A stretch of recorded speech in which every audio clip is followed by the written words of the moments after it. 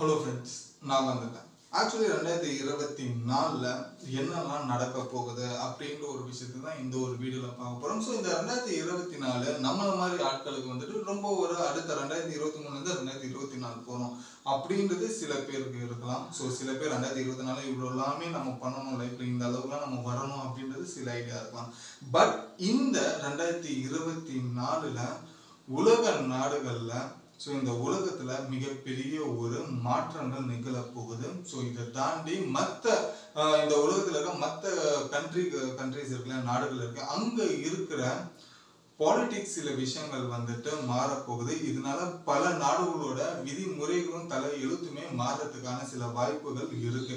இது 2024 மற்ற நாடுகளை பொறுத்த வரைக்கும் ஒரு மிகப்பெரிய ஒரு சேஞ்சிங் இயராகவே வந்துட்டு இருக்க போகுது. எஸ், அது நான் எதை பத்தி சொல்றேன்னா, கிட்டத்தட்ட 2024ல் 50க்கும் மேலான எலெக்ஷன்ஸ் வந்துட்டு பல முக்கியமான நாடுகள்ல நடக்க போகுது.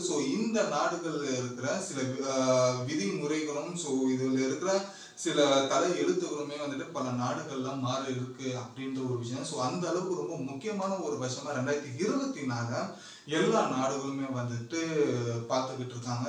அப்படி என்ன நடக்க போகுது 2024ல், நான் இப்போ நம்மளோட சேனல்ல வந்துட்டு நம்ம ரொம்ப ஃபர்ஸ்ட் ஸ்டார்ட்அப்ல இருந்து பார்த்துட்டு இருக்கீங்கன்றவங்களுக்கு தெரியும். நம்ம சேனலை பொறுத்த வரைக்கும் ஒரே ஒரு லைன் தான், கரண்ட் அஃபேர்ஸை பற்றி அதிகமாக பேசுவோம். உலகத்தில் நடக்கிற எல்லா விஷயமும் ஒரு 10 நிமிஷத்துல ஷார்ட் அண்ட் ஸ்வீட்டாக வந்துட்டு உங்ககிட்ட வந்து எடுத்துகிட்டு வந்து சேர்ப்பேன்.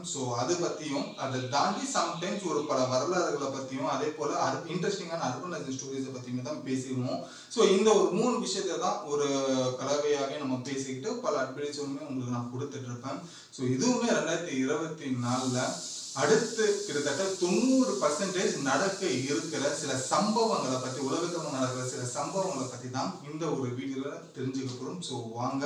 அதை தாண்டி மற்றவங்க சொல்கிற மாதிரி 2024 என்னோட கோல் இது எல்லாமே நீங்களும் பண்ணால் நல்லா இருப்பீங்க, இதெல்லாம் நீங்கள் பண்ணாதீங்க அப்படின்றது அந்த அட்வைஸ் பண்ணுற சீனே கிடையாது.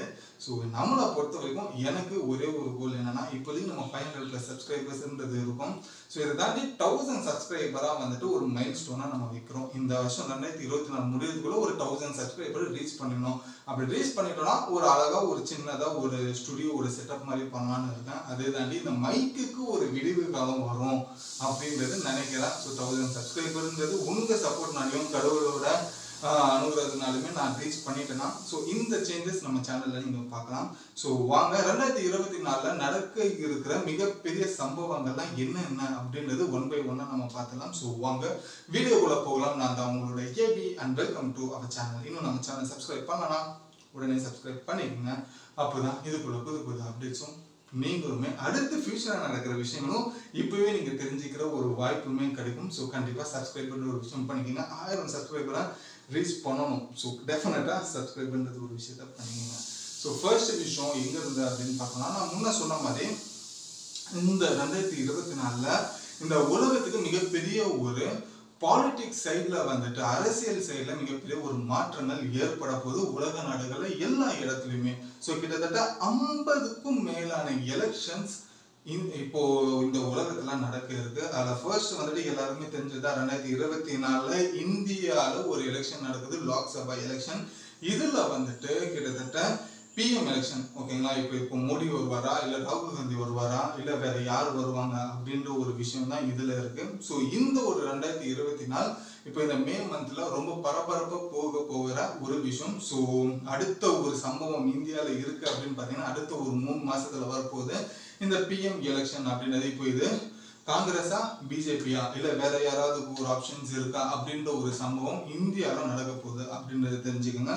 இதனால அடுத்த 10 வருஷத்துல பிஜேபி தான் இந்தியால இருந்திருக்காங்க. இதுக்கு அப்புறமா அடுத்த இப்போ வர எலெக்ஷன்ல வேற ஒரு ஸ்டெப் மக்கள் முடிவு எடுக்கிறாங்களா, அதனால இந்தியால வேற ஏதாவது ஒரு மாற்றங்கள் வருமானது மீன்வேல் நம்ம பார்ப்போம். அதை பத்தியுமே நான் வந்துட்டு உங்களுக்கு கண்டிப்பா டிஸ்கஷன்ற ஒரு விஷயம் பண்ணுவேன். அப்டேட்டுமே ஒரு விஷயம் கண்டிப்பா மறக்காம பண்ணுவேன். இதை தாண்டி அடுத்த மிகப்பெரிய ஒரு சம்பவம் என்ன அப்படின்னு பாத்தீங்கன்னா, அமெரிக்காலையுமே எலெக்ஷன். இப்போ அமெரிக்கால இருக்கிற அதிபருமே மாறதுக்கான வாய்ப்பு இருக்கு. அந்த அதிபருக்கு ஒரு போட்டி வரணும். இப்போ ஜோ பைடன் இருக்காங்க. இப்போ ஜோ பைடனுக்கு ஆப்போனன்ட் யார் இருக்கா அப்படின்னு பாத்தீங்கன்னா, நம்ம தளபதி டொனால்ட் ட்ரம்ப்.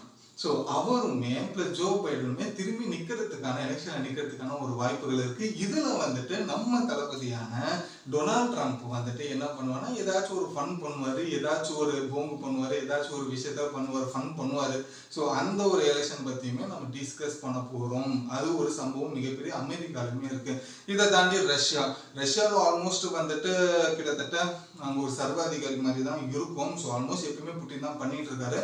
ஸோ அடுத்த ஒரு எலெக்ஷன் ஒரு பேச்சுக்கு வேணா வைப்பாங்க, தவிர திரும்பி அதிபர் ஆகிறதுக்கு வாய்ப்பு இருக்கு. பட் அவருக்குமே ரெகுலரா போட்டி போற ஒரு எதிர்கட்சின்னு ஒண்ணு இருக்கு. ஸோ அவருக்குமே இது புட்டினுக்குமே ஒரு எலெக்ஷன் நடக்கிறதுக்கு, அது மார்ச்ல நடக்கிறதா இருக்கு. ஸோ ரஷ்யாலையுமே இப்போ election. So India, America, Russia மூணுத்துலயுமே மிகப்பெரிய ஒரு எலெக்ஷன் இருக்கு. இதுல ஆட்சி மாற்றங்கள் வரதுக்கான ஒரு மிகப்பெரிய ஒரு சம்பவம் நமக்காக காத்துக்கிட்டு இருக்கு. ஸோ இந்த மூணு கண்ட்ரிலையுமே நடக்குது எலெக்ஷன் அப்படின்னு பாத்தீங்கன்னா கிட்டத்தட்ட ஆல்மோஸ்ட் வந்துட்டு ஒரு மிகப்பெரிய ஒரு மாறுதல் தான் இந்த உலகத்துல ஏற்படலாம் அப்படின்றது தான் சொன்னா.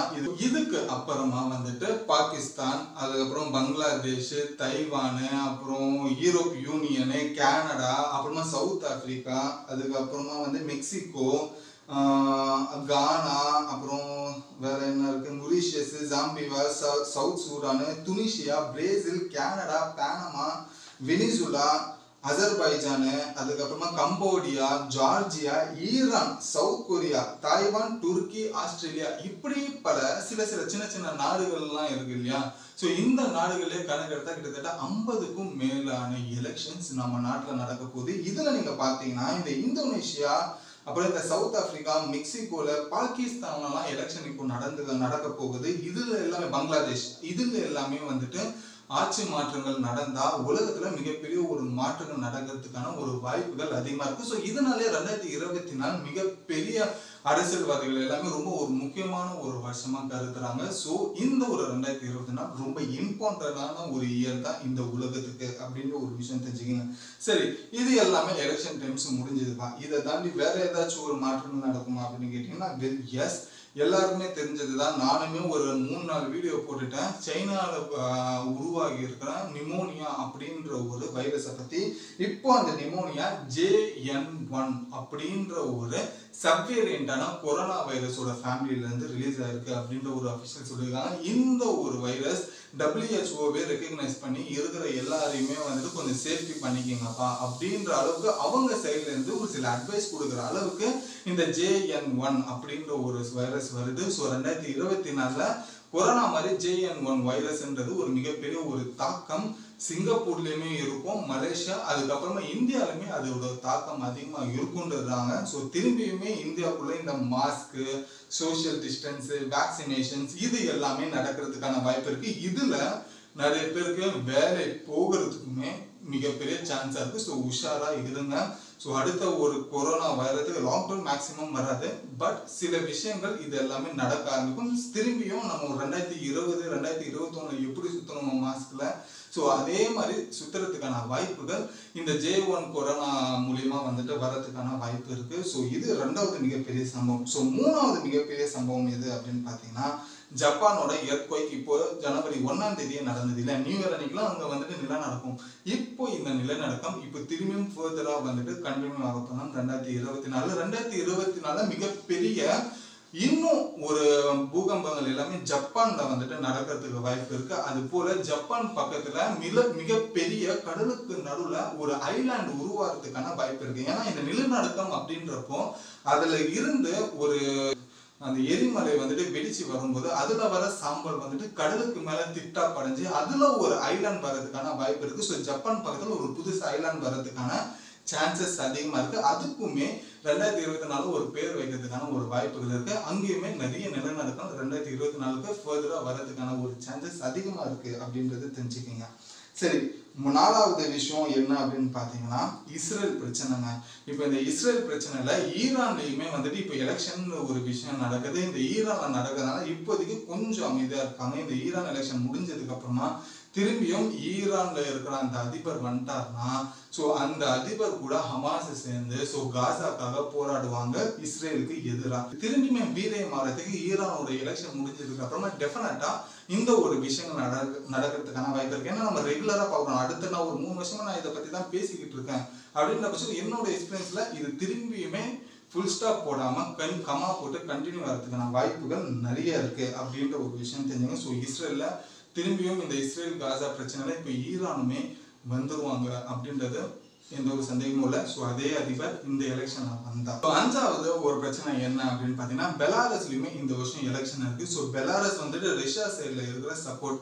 ஸோ இந்த ரஷ்யா பெலாரஸ் 2 எலெக்ஷனுமே முடிஞ்சதுக்கு அப்புறமா திரும்பியும் உக்ரைன் வார்ன்ற ஒரு விஷயம் வரும். ஸோ திரும்பியும் அந்த பெலாரஸ்ல இருக்கிற அந்த டிக்டேட்டர்ஷிப் ஏதோ ஒரு லூகாஷானோவோ ஏதோ ஒரு பேருங்க, ஒரு பேர் சரியா ஞாபகம், பட் அவரை பத்தி நான் பேசியிருக்கேன். ஒரு டிக்டேட்டர்ஷிப் மாதிரி தான் நான் இது போர்ட்ரேட் பண்ணுவாங்க எல்லாருமே. ஸோ அந்த அவரே திரும்பி வந்தாருன்னா, ஸோ ரஷ்யாலையுமே எலெக்ஷன் முடிஞ்சு பெலாரஸ்லயுமே எலெக்ஷன் முடிஞ்சுன்னா திரும்பியும் உக்ரைன் மேல இன்னொன்று ஒரு போர் வீரியமாகலாம் அப்படின்ற ஒரு விஷயம் சொல்றாங்க. ஸோ திரும்பியும் இதுவும் வந்துட்டு ஒரு கண்டினியூ ஆகிற ஒரு விஷயமா இருக்கும். சரி, இது எல்லாமே முடிஞ்சதுக்கு அப்புறமா ஒரு ப்ரெடிக்ஷன் லெவல்ல இன்னும் ஒரு விஷயம் வந்துட்டு சில பேர் என்ன சொல்றாங்கன்னா, 2024 புட்டின் இறக்கிறதுக்கான வாய்ப்புகள் இருக்கு. ஸோ அதுவுமே ஒரு மிகப்பெரிய ஒரு சம்பவம்ன்றது 2024 காத்துக்கிட்டு இருக்கு.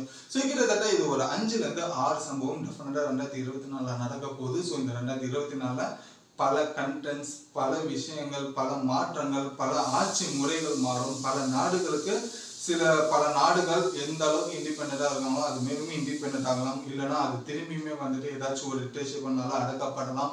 ஸோ நிறைய விஷயங்கள் இதனால மாறும். நிறைய எலெக்ஷன்ஸ்லாம் இருக்கேன், நிறைய மாற்றங்கள் முடியுது, யாராலையும் எதுவும் சொல்ல முடியாது. பட் ஸ்டில் இது வரைக்கும் நான் என்னோட பாயிண்ட் ஆஃப் வியூ என்ன சொல்றேன்னா, எதுவா இருக்கட்டும் 2023 யாருக்கெல்லாம் மோசமா போச்சோம், 2024 எல்லாருக்குமே நல்லதாகவே நடக்கும். 2023க்கு யார் நல்லதல்லாம போச்சோம் 2024 அப்படியே கண்டினியூமே ஆகும்.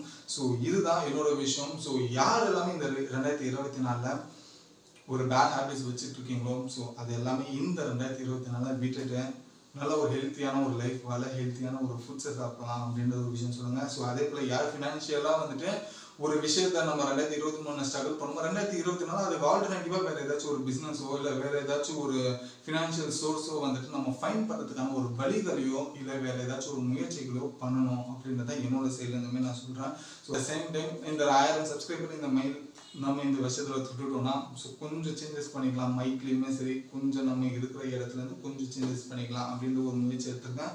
ஸோ ஸ்டில் பார்ப்போம். 1000 சப்ஸ்கிரைபர் தொட்டுச்சுன்னா நான் யாருன்றதையும் ஃபர்ஸ்ட் டைம் நான் ரிவீல் பண்ணுறேன் அப்படின்ற ஒரு விஷயத்த இந்த டைமில் நான் உங்களுக்கு ஒரு ப்ராமிஸ்ன்றது பண்ணிடுறேன்.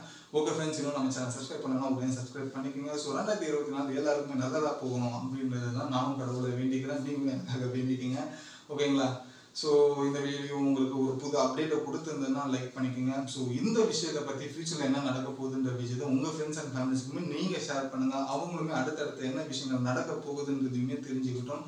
ஸோ இத்தனை இந்த வீடியோ முடிச்சுட்டு நான் கடையை மட்டும் தான் பை பை.